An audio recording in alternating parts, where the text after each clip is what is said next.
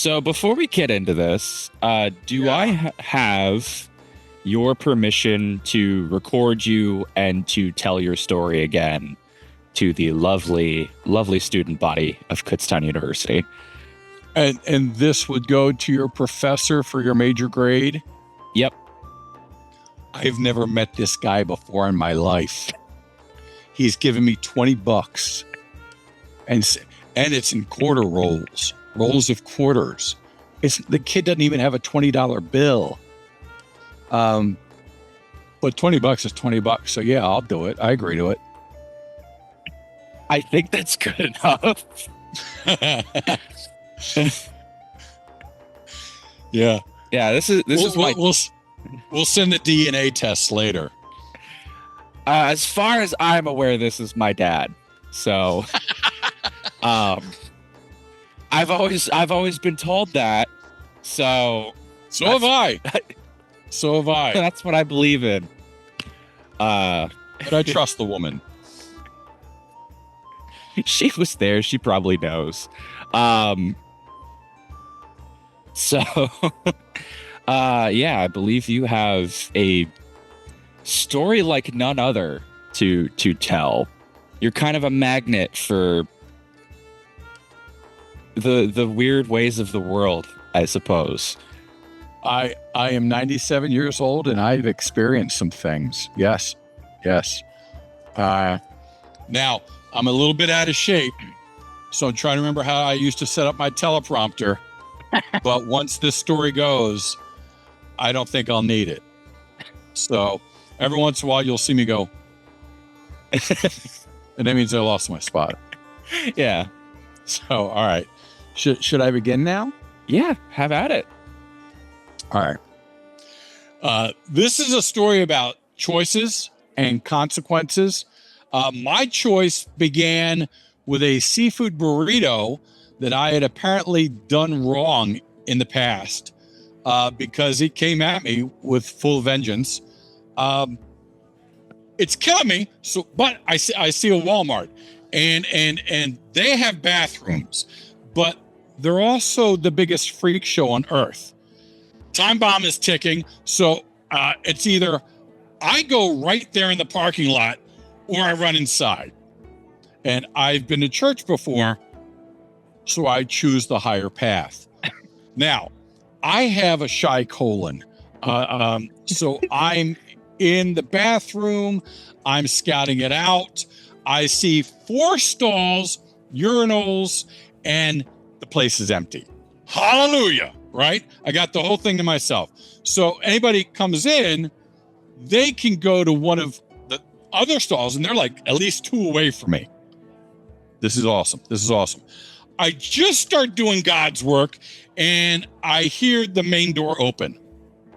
Okay, this guy's like, he's going to come in, he's going to wash his hands or use the urinal real quick. No. This creepy sumbitch starts making his way down the stalls. 3 doors are open, but he makes his way all the way down to mine, the one that's closed. I'm looking down. I see his feet. You know how when you're sitting in the bathroom, there's that skinny crack between like the partition and the swinging door? Yeah. That creepy guy goes, oh, God. And starts peeking in at me. I'm like, hey, I can see you. I'm looking right at you. And then he does this thing. I still see your feet. I can still see his stomach and everything. Oh. He thinks he's invisible. I'm still looking at his torso. And I'm like, hey, shoo, go away. So then he does disappear, but I hear him sit at the stall next to me. Right next to me. Oh, no. Right next to me. This guy is going to be like the chud. He's going to come under that damn wall. Peekaboo! You know, he's... Thank God, I hear him sit on the toilet. So at least now I know where he is. Yeah, he's planted. And that he's not moving either. Okay. I don't know if you've ever experienced an old person going to the bathroom. They bring the whole band with them. Yeah. So it is like, right? He's got noises only an interior body part can make. So he's doing that. Then he goes full evangelistic, right? No, dear Lordy Jesus. Are you kidding me? Dude, at least clap your hands or something. Distract me. But worse than that, then he goes quiet, right? Complete radio silence. Oh, no. And now I'm twice as scared. Yeah. I'm twice as scared. I mean, what's he doing over there? Molting? Like, did he get raptured? I'm not going to look over the thing and find out, but worse keeps tumbling into worse. okay. Finally, the silence is broken, and I hear it. You hear what? Cricket. Oh, okay. What the hell does that mean? What does that mean? I mean, why would you say that in a toilet stall? There's so many questions I never want answered. Cricket. I'm trying to reverse engineer this, thinking what is the mental segue between taking a dump and a bug? You know, what does it mean? Did you just crap a cricket? Are you going to hop in my stall like Jeff Goldblum? Brundle poo? I run out of there. I wash my hands as I'm running past the 7 automatic faucets. And I can't even remember if I shit. Even now, years later, I will wake up at 3 o'clock in the morning. What level of Dante's Inferno is abused on the toilet? If anyone out there can send me any kind of insight, I'd appreciate it. Scientists, colon doctors, plumbers, Something. whatever you got, help me. A priest. A priest?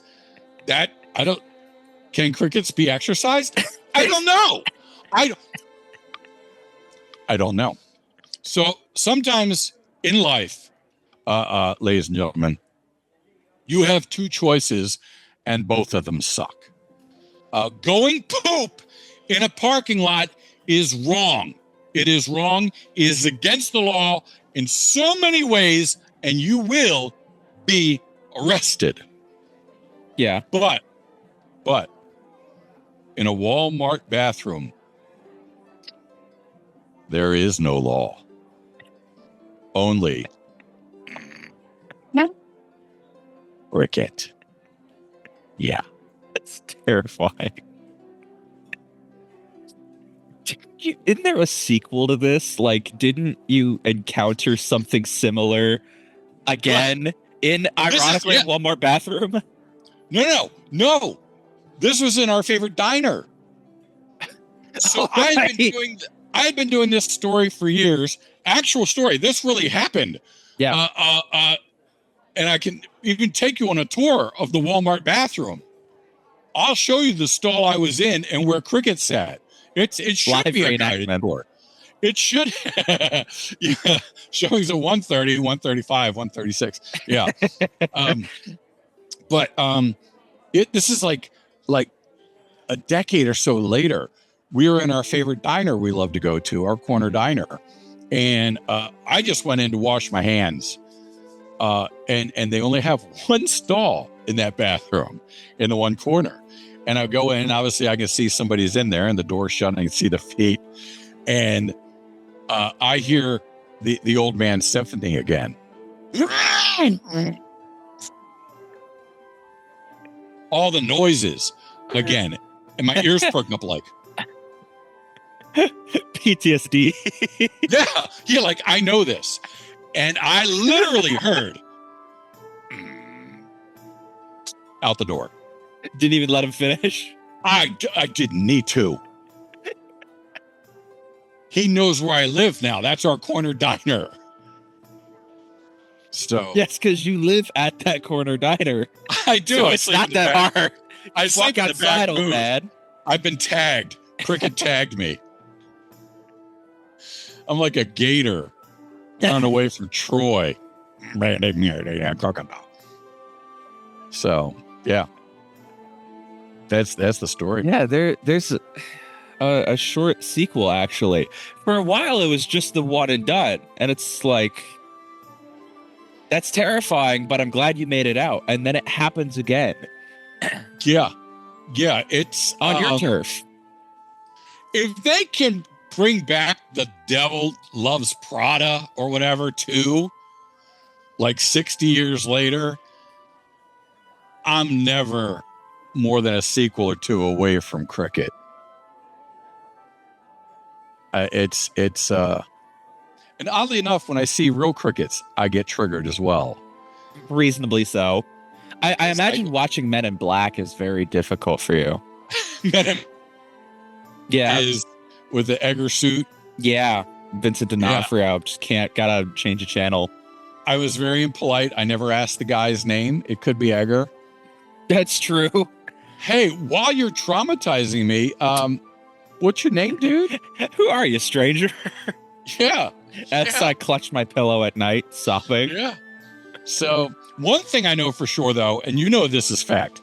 One thing I know for sure is cricket ain't coming into my house.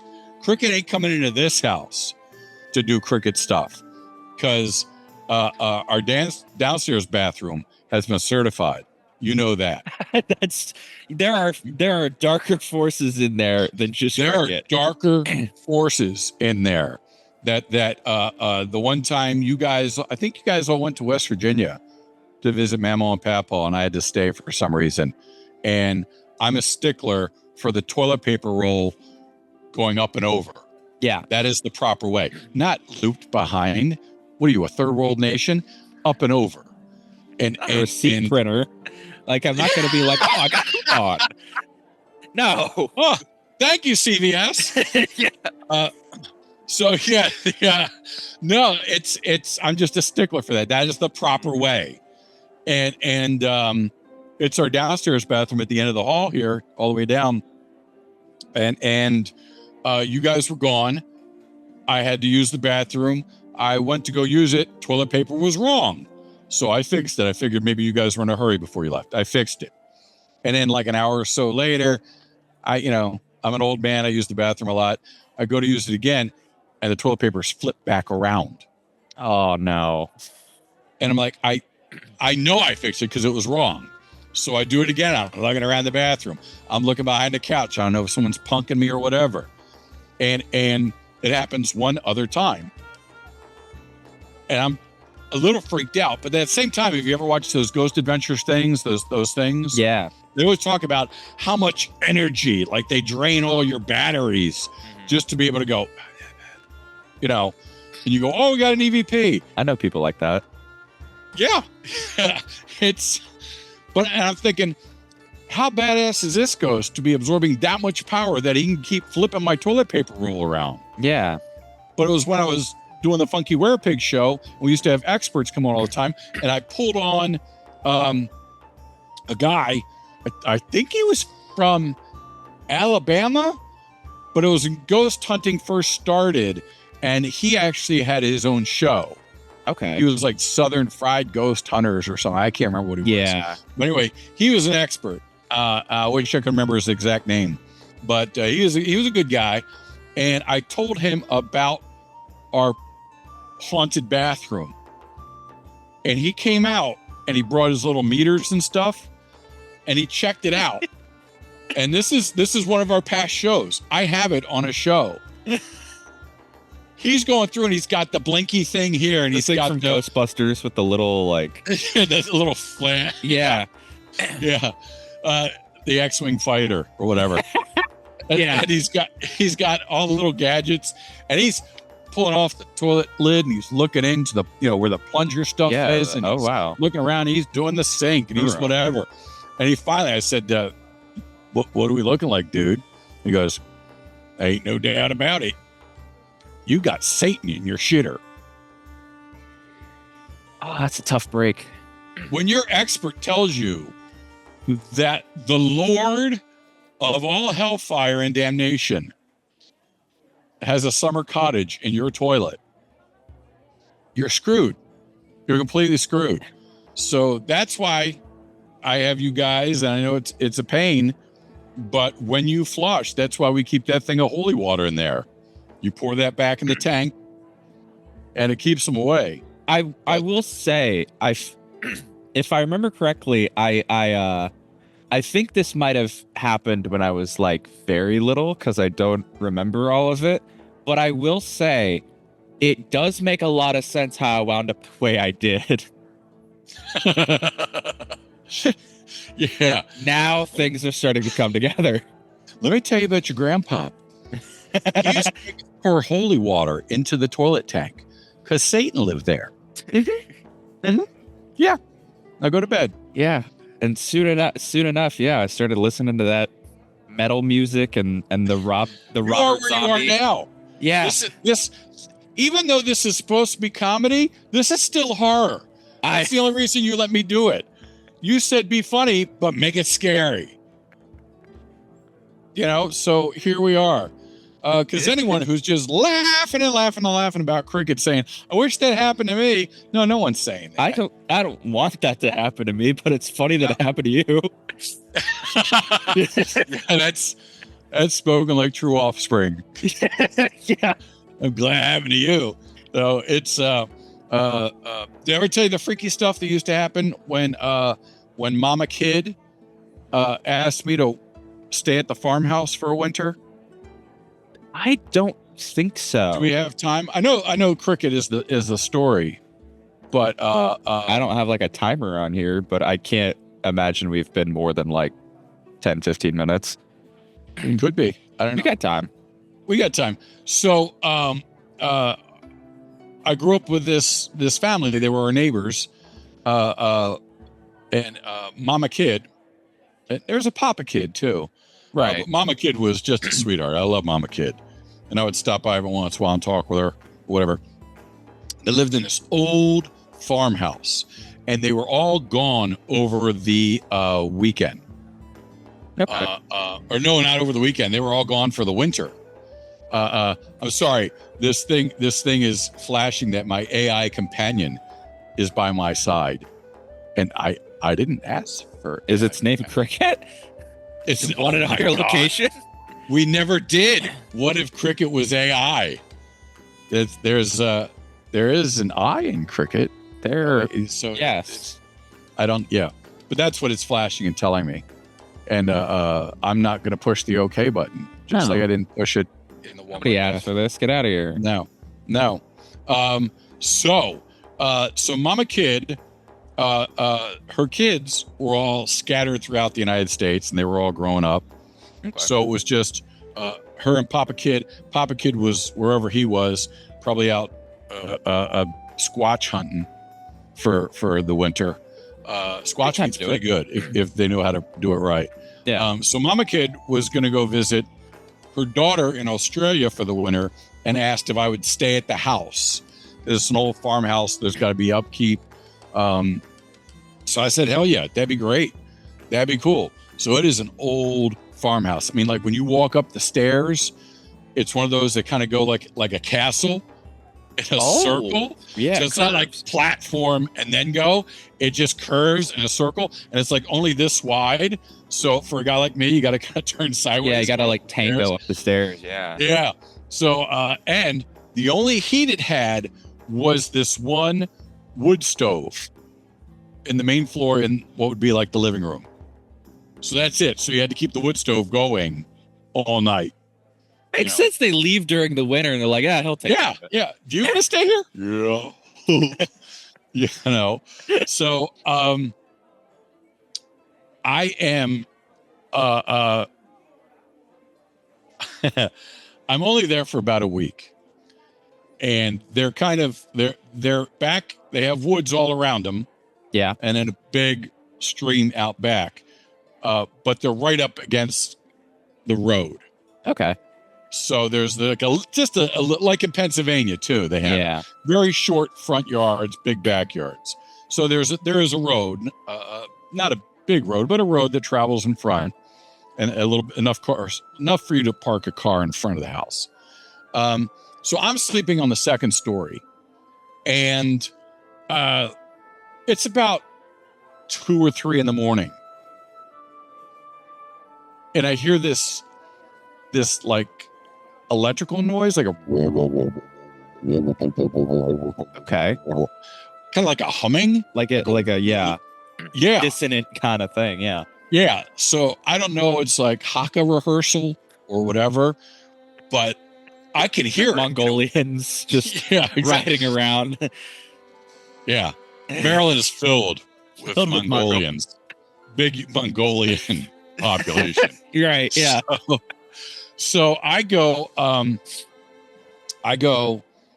sit up out of bed, and I'm looking around, and all of a sudden there's this flash of bright light in the entire room.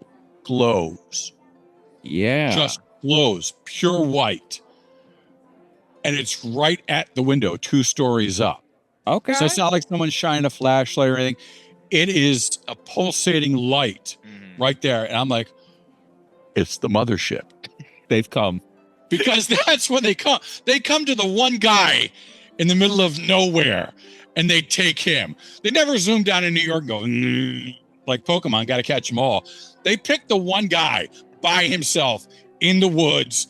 Not even his house. Not even his house. So if I disappear, who's going to know? Because Mama Kid's going to go, we told him to stay there. And I don't know if he stayed or not, but we know he wasn't there when we came back.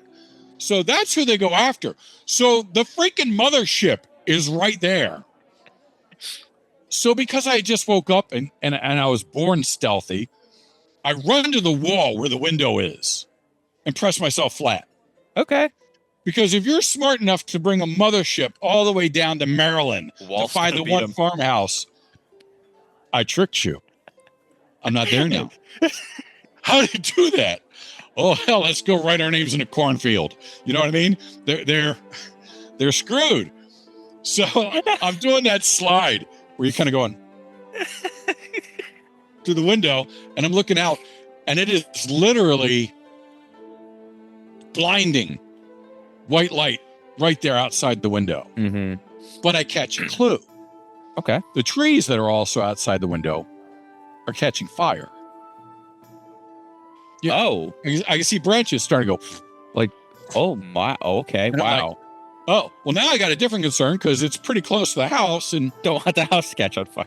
Yeah. And this thing is literally made out of Lincoln logs. Right. Toy Lincoln logs. That's what they built. They saved up their money, bought all the Lincoln logs, and built this house. Highly flammable. So I'm trying to figure it out. And I finally get through enough of the glowing, blinding stuff to look and see it's the electrical wires. Oh. The electrical wires run outside the house, and they're about 2 stories up. It was so cold, one of them split. Yeah. So it was actually sparks coming up and an electrical glow. Yeah. So I'm going, okay, at least I know what it is, and I'm not going to be taken today. Because God gives. God gives. He said, you were very brave in the face of that alien attack. I have a gift for you. Okay. I see coming down the road, again, 2:00 in the morning, this broken ass pickup truck is flying down the only road in the area. I'm going to see from his view, he's looking up and sees trees are on fire and this massive glow of white light, giant orb. Locks up his brakes and slides sideways. Flings the truck door open, runs out in the middle of the street and goes, what the hell is it?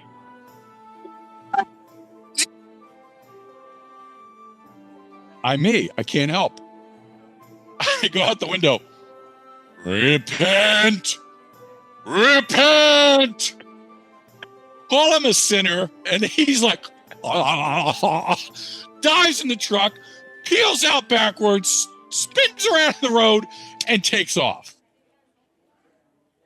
I like to think somewhere out there for the past 40 years, this guy is leading the most holy ass life you can imagine. You have made a follower out of him. Yeah. I have brought someone to Jesus, which I'm proud. Yeah, You can't do that. You can't do that with a lot of Mongolians, but I did. So it's good when you can change lives. Yeah. Yeah. Just with the power of a Charlton Heston voice. Yeah, that's the thing. When you got the Charlton Heston voice, and this, you can do it. Yeah. Just that repent. So that's stuff I did before you were born. Did anything else happen in that house? Like, at what day of the week did you start chasing Shelley Duvall in the farmhouse? When she stopped me from typing, if you hear this, even if you don't hear this. Yeah, and then I had those curved steps. I had to follow up the steps. You're right. Harder to do that sequence on a. Yeah, because you lose her at one point. You're like, there she is. And if she was smart, she would have just bonked right there. Gone. Shelley Duvall. She had stuff going on. Yeah. So, like Cooper. No, the only other thing, and I don't know if I can tell it in front of your class. They fell asleep already. They're going to be watching you do this, right? Yeah. Yeah, this is just us. Yeah. Right? Yeah. So, yeah, nobody sees this part. This is fun. So I can say what the hell I want. No. Maybe a month after that. Okay. Again, your farmhouse, singular farmhouse off the road, one street down. I had noticed that over that time period, Jehovah's Witnesses were out and about. So right past me, a little while past me, is a whole neighborhood, big neighborhood. Okay. So I would see them come by and pass this house to go to that little community over there. Mm-hmm. But they always travel in pairs. You always go in pairs as Jehovah's Witnesses for protection and just to pitch your product and whatever. Yeah. So I guess they had done everything they could in that neighborhood. And they were coming down, and I was looking out the alien window so I could see down the road where I bonded with my pickup truck guy. And I see them coming down, and I'm like, I could just tell by their gait and just the look, like kind of, I was like, they're coming for the farmhouse today. They're coming. Sort of predatory. Yeah. This is a good time. This is fun. I'm about to have fun because those were the days when I was doing stand-up and I was a DJ. Yeah. So I only worked night hours. So I didn't even wake up until like 12:30, 1 o'clock, if that, because I didn't have to go to work until 6, 7, 8, and work till 3. So I'm living the life. I'm in a farmhouse by myself. I was a really good drinker then. I don't remember much of it, but I'm told I was really good at it. And I'm waking up every morning, beautifully hungover, cracking a beer to start my day. So I look out and I see them coming, and I'm like, and I go down and I'm like,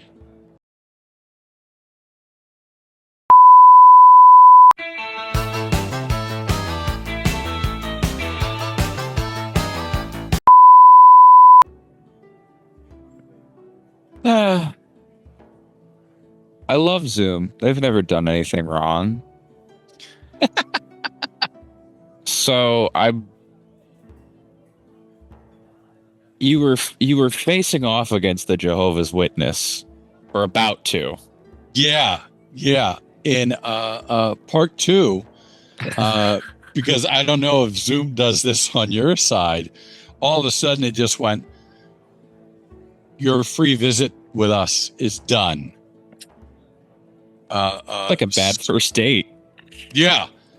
Yeah, exactly. So, which just like when I go on first dates, I always bring coinage with me. So my Zoom camera has a slot thing. So once I put in more money, it kicked back up. Okay. Yeah. A lot of people don't know that Zoom is compatible with poor. So they'll take, give me some money. I was gonna say, I'm pretty sure Nigel Tufnell is the CEO of Zoom now. Yeah, exactly. So they'll take loose change. They'll take whatever. Bad checks. Yeah, anything. Yeah, pound notes. They'll, pay us. I almost whipped out Confederate dollar bills. So wow. Yeah, they're like, we're good. Just give us some damn money. We're Zoom. We're broke.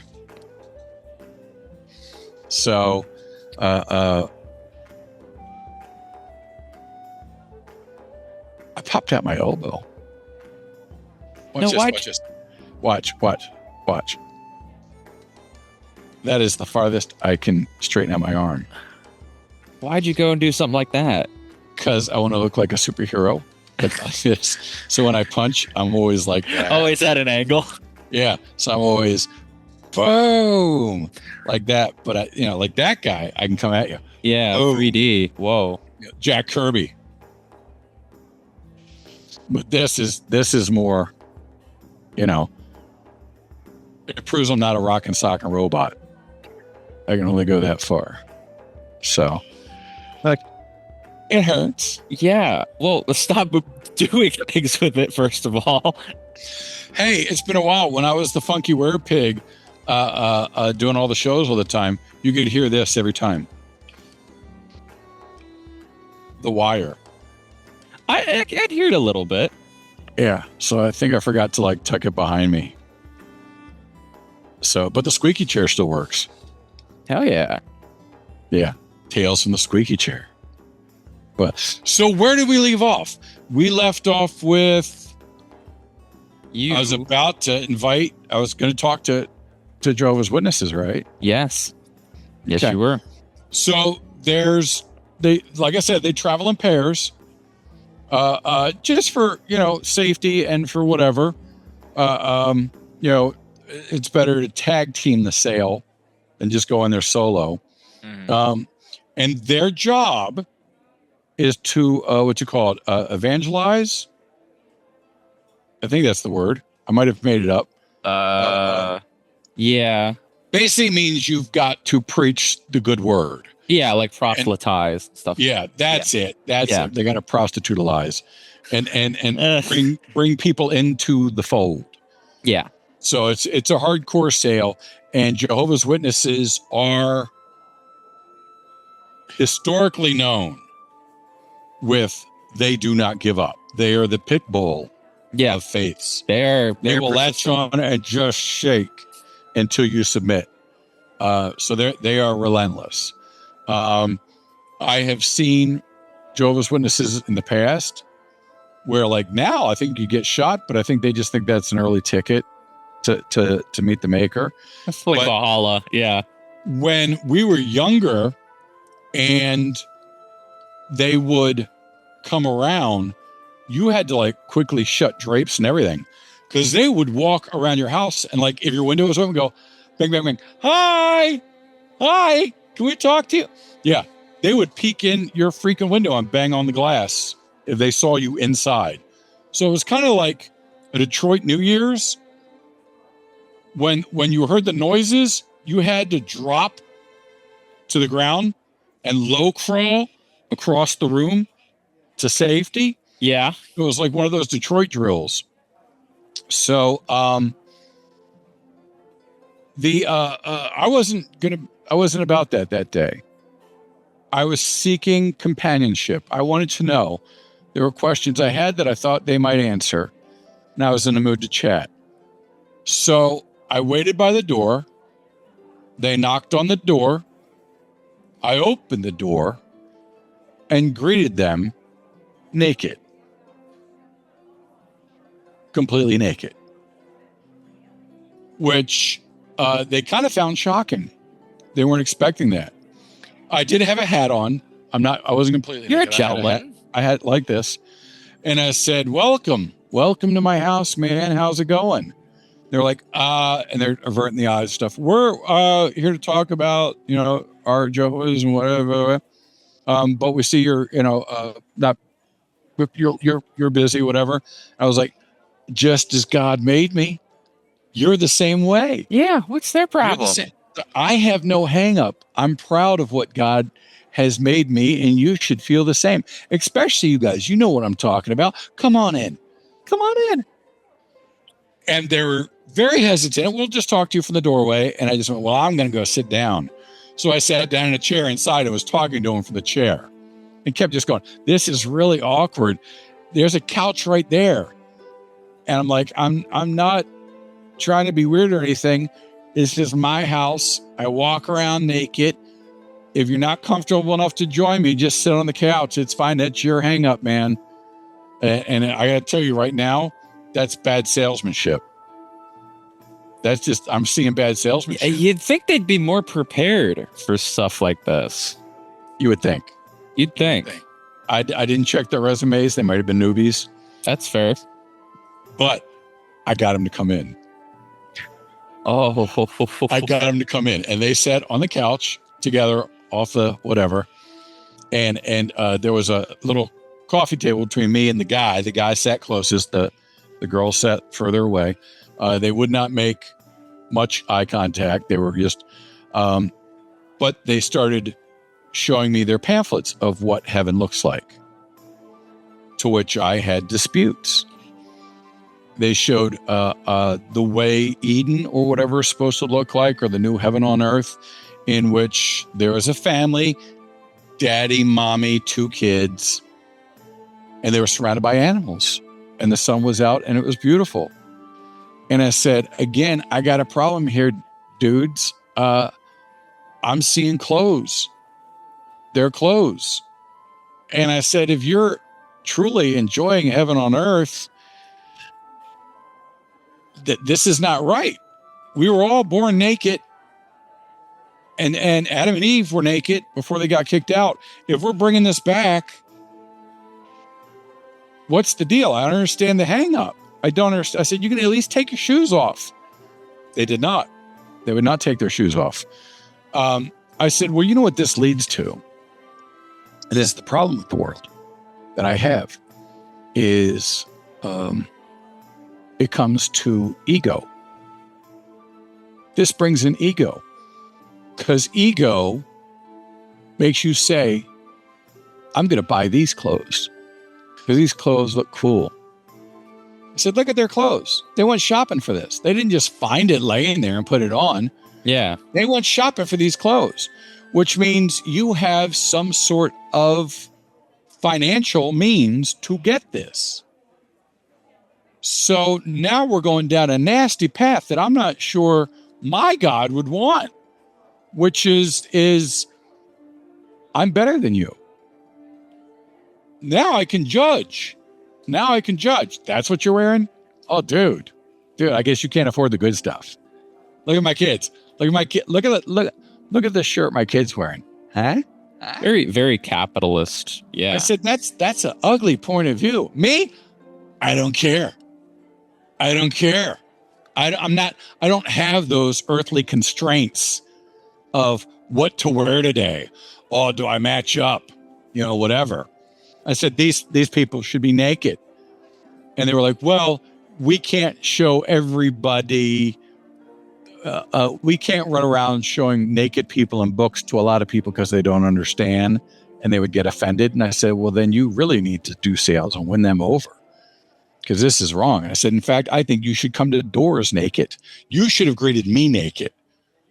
That's the real salesmanship. I said, and just nitpicky, that lion in the picture, he'd eat your ass. he'd eat your ass. He's just not, you can't just walk up and pet a lion. I don't care what kind of utopia you're thinking. That's a lie. He will eat you. So there's another lie right there in your picture. So they did eventually drink tea with me. I got him to drink tea.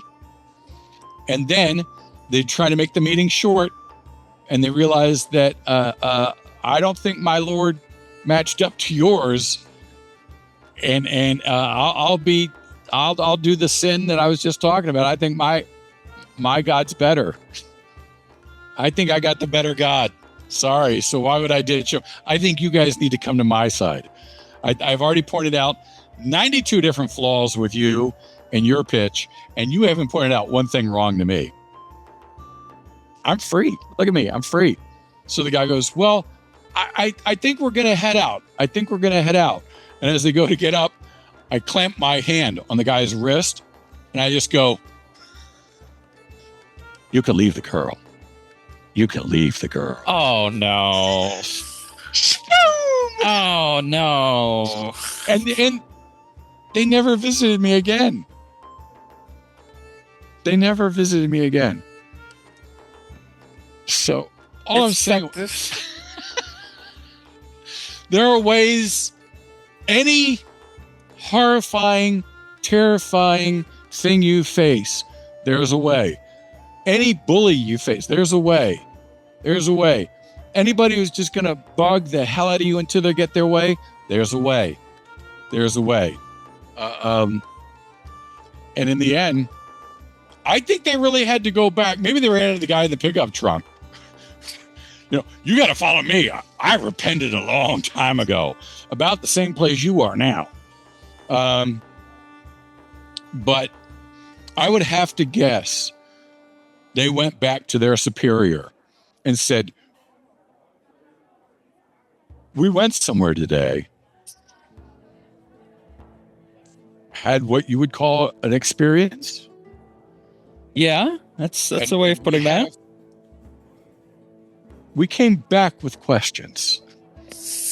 So I'd like What have you prepared us for this? Yeah. So that's, you've done good. When people who are coming to do a hard sale on something and answer all your questions and convince you that you don't know, they know, and these are the correct choices to make. It's good when you do enough damage that they have to go back to their people. Because what's that guy going to say? I don't know. Hold on. And he's going to call his boss. And it's going to go all the way up the chain going, oh, we don't have that in our protocol. We did not cover that. And, creepy bearded dude, naked, ask you to come in for tea, arguing about lions eating your ass. I wish I would have had a marker. I would have just started circling all the flaws in their picture that they were showing me. Like one of those like highlights magazines. Except yes. Yes. Find all the ways that your God is wrong, kids. Can you find 666 flaws? Do you think because you did that, karmically speaking, that's how you wound up with cricket? As like an equalizer. Cricket did come later. Yeah. Cricket came later. And I'm not smart enough to do this, but I'm sure if you take like every fifth letter of cricket, move it one letter over in the alphabet times by 7, it will spell Jehovah. Maybe. I don't know. You're a college kid. Figure that out. I make movies. Yeah. That's so does Indiana Jones, and he figures this shit out. So he doesn't make the movie; he's in the movie. Oh, he's a real guy. I've seen him. Yeah, well, yeah. You can be a real guy, and like he's not. It's not scripted. So like, no, they just roll camera. They just follow him. So it's like a documentary. It's a different thing. I work with fiction. He's a real guy. He's smart. You've read Lucas scripts and roll camera. He's just there. He just recorded. All right, pack up, everybody. We're heading to Tatooine. Yeah, they filmed on location. That's the one thing. They had to save the budget somehow. Yeah, it's We could either build a set or we could actually go to Yavin 4. It's cheaper. we can either do it on location or teach the stormtroopers to shoot. You have to do one. One or the other. And we don't have that kind of money. Don't even talk about how much money they saved as an intimacy coordinator between adult Natalie Portman and a 9-year-old child. Yeah, Natalie, explain that one. Explain that one. You know, when your intimacy coordinator is the host of Romper Room, you done screwed up, Natalie. You done screwed up. Yeah. So, let's think about that. Let's think about all the circles we could do with that too. All right. This is the scene, the kissing scene between the brother and sister. Yeah. What do? You bring in a guy from Duck Dynasty for that one? Is he the intimacy coordinator? Kenneth Copeland, maybe? Would he know that?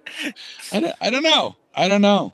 Actually, I think he just kind of like splits like a cell. I don't know if he procreates. I don't want to know if he procreates. But if I had to guess, eternal beings like that just... It'd be a good trivia thing to ask your fans on Braichi Swag. Ask them, hey, if you have a proper answer for this, you know, you win an autographed picture of Natalie Portman macking with a 9-year-old. Yeah. And it's just autographed Mac. Right, yeah. So never said I was involved. That's the verb singular. So that's Natalie Portman. Yeah, now it's not so bad when Gerard Butler and Emmy Rossum are making Phantom of the Opera, is it? Right? And also, they had the safest crew on that set. Their director was the gayest man alive at the time. Two! Joel Schumacher and Andrew Lloyd Webber, I'm pretty sure. You can't be better protected than being surrounded by a flock of Old queens. Powerful, old queens who they won't tolerate that. I don't think Emmy got close enough to him. Yeah. They give subtle signals like, ew. Oh. You hear Schumacher doing ew. Yuck. You know, it's kind of almost like a yodel, but it winds up in a uck.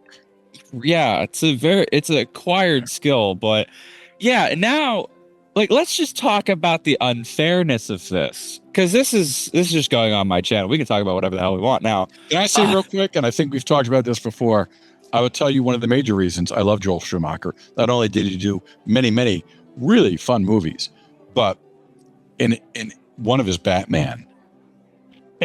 Yeah. This is I loved it because when I saw it in the theater, they're doing the sky sweep, the bat plane, Gotham, the Batwing. Yeah, the whole city from the air and whatever. And as they're passing all these dark and dungy, buildings and skyscrapers and whatever, in the middle of all that is a gigantic statue of Joel Schumacher. Yeah. Right there. And it just passes. They don't point an arrow to it or anything. No. Unless you know Joel Schumacher, you wouldn't have guessed who that was. But as they sweep by the landscape, there is a giant statue of Joel Schumacher right in the middle of the Gotham City. Goddamn right. I love that man. Yeah. I love that man. I was just like, yes. Yeah. And only like an old queen would really nail that with the subtlety of going, if you know, you know. If you know, you know. If you know, you know. Yes. If it was Clint Eastwood's movie, the drone would have just bounced off his chest. Bonk. And then continued on the skyscape thing. Clint don't budge. Yeah, no, he ain't. Schumacher, he's clever. That guy's clever. I love him. Yeah, I admire his bravery. He did what we all wanted to do. Of make a self-insert in our movie. Well, I was gonna say, and both meanings of that. He did what we all want to do. He did the self-sculpture and just stuck that right in the movie. Just sly as a fox. But the second thing, if you thought about it that way, is also true. I also want to put a thing of Joel Schumacher in every one of my movies. That's true. So he did everything that I want to do. He did one of himself, which is cool, but he also did one of Joel Schumacher. And I would love to have that in every one of my films. He just beat me to it. He's got connections, that guy. So that's such a great gimmick. Like having a movie and then putting someone else's statue. Yeah, for no reason. you just like it. Yeah. Joel Schumacher has some of the, I bet he was an executive producer. I've been dead for like 10 years now. Yeah. I bet he gave G-Dog his start only years ago. Yeah. No, it's Joel. Yeah. It's Joel. It's just random people. Yeah. Yeah. I mean, I love Tim Burton. Tim Burton is one of the greatest visual geniuses of our time. Revolutionized so much of the film industry, and his sense of humor and action and just dark goth, macabre, kind of stuff. Just beautiful. Where's your statue, Tim? He never. You know what I mean? He never. You were this close. You were so close. And if anybody should have done it, it should have been Tim Burton. He would have known how to put that jagged statue somewhere. Yeah, I was going to say, like, we don't know if the fucked up sculptures in Beetlejuice are actually supposed to be a self-sculpture. You know, I take it back. Because Tim Burton, you sly bastard. I bet you there's nothing but Tim Burton statues. You just everything. No, because pictures in the background. I bet you one of the Bobs.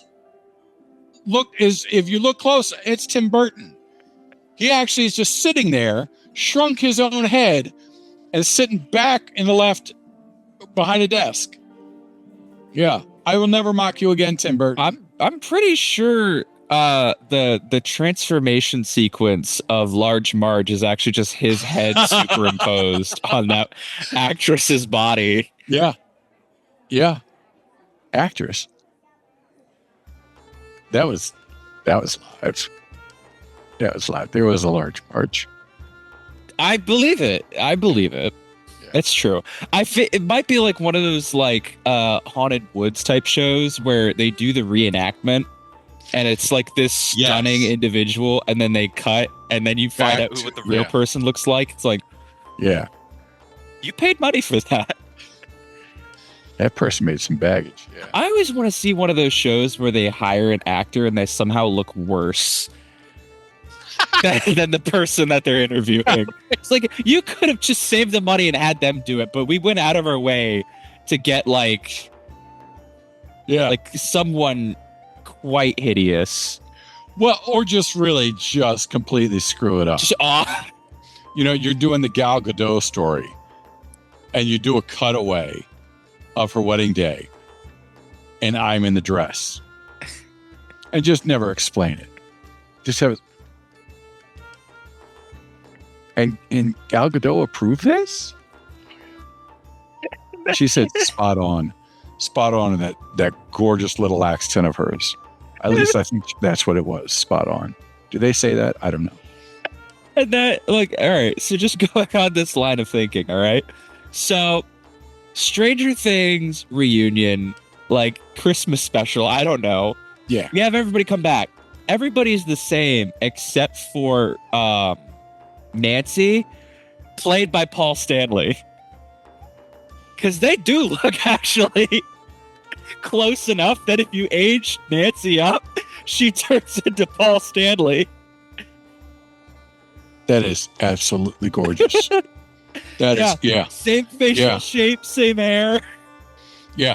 And the only clue you can give is when she's talking to the guy that she's with that she never wants to be with because he's never good enough, but she's with, so they have to get together for the Christmas thing. Yeah. Is when he gives that heartfelt speech that he has to give every episode to her. And she just, the only hint we get is, I was made for loving you, baby. You were made for loving me. Was that Ace? Or was that Paul? Paul sang that. Okay, yeah, I thought so. I stand corrected. Played I stand corrected with myself. Yeah. No, So, yeah, that's Paul the only wrote that. thing. If it had anything to do with disco, it's Paul. God of Thunder was actually kind of a disco song before they gave it to Gene. I don't think it changed much. Did you see Gene's shoes? That's disco. He doesn't want to admit it, but yeah, that's pure disco, buddy. You can try to put a goth spin all you want on it. Demon. Right. But there were disco demons too.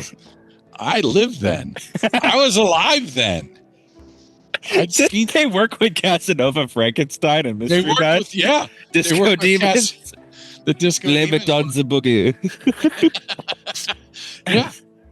Yeah. Also shot live. Yeah. Oh, dang. All right. Well, we got about 10 minutes left in this thing, so I think I'm going to let you go. This whole thing, this chaos will be... Is this going up on Briachi's flags? There's far too much here to just let go. Yeah, it's up to you. I mean, this is your dad. If you need this later to show in court for whatever reason, you do something really heinous, which is a word that should be changed. I can't. I was going to say that was like a Moira type pronunciation of that word. Yeah. All the words you younger generations change, and you can't tap into heinous. And even that sentence sounded wrong. So, just save this footage because it will get you necessary someday. It will get you out of jail one day. They'll go, it's all so clear. Oh, yes. You know how messed up it is? Those Jehovah's Witnesses became police officers after what you did. It's like, we may not be able to connect with our God, but we can fill out man's law. Yeah. I have to have some kind of justice. Yeah. Ship me to Detroit. I'll do it. So that's, I like to think, I lost 2 people to Jehovah. They dropped out. They had to tap out. They tapped out. Yeah, G-Dog. Maybe not exactly Jehovah that day, 0. but they called in sick for about a week or 2, and then just came in and went, "Look, I got to turn in this book and everything, and this tie you make me wear. Yeah, I got to tap out. I ain't never doing this again." So I knocked out 2 Jehovah's Witnesses, but I'd like to think on the other side, I made a redneck repent. Yeah. So they're yelling at me now. Your meeting will end in 10 minutes. All right. There we go. All right, fine. But they want their money. Yeah. By the way, if you are either one of those Jehovah's Witnesses and you happen to watch the Briachi Swag channel and go, "Oh my God, that is him. I've never seen him clothed. I didn't recognize him." Contact Briachi Swag and let them know how you're doing and what you're doing now. And if you're the guy walking the good path because the Lord told you to repent in a fiery ball in the sky, that was him. We're ready to believe you. Keep that going, buddy. Keep that going. All right. See, I'm going to go eat a crab cake wrap that has been in my fridge since late April. Oh, lovely. I'm about to fight South Dining Hall, so it's not going to be much better. All right, man. Have fun with South Park Dining. and we will see each other very soon. All right. See ya. Bye-bye.